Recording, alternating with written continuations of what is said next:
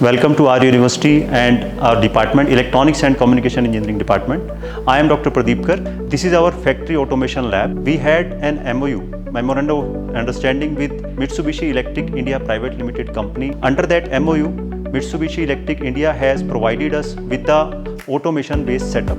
Under that setup, MEI has provided us these FA learning setups. Two setups are there, and this robotic arm setup. Using these setups, we are training our students, which help them to get placed in automation-based companies. This robotic arm setup is generally used for pick and drop facility. This robotic arm is having 6 degrees of freedom and it has a payload capacity of 4 kilograms. So as you can see, this robotic arm has picked up this particular job, and now we have to move it to a specific location where we want to drop it, and now we are taking it to that location. So these training we are providing to students, and we are making them ready for the industry.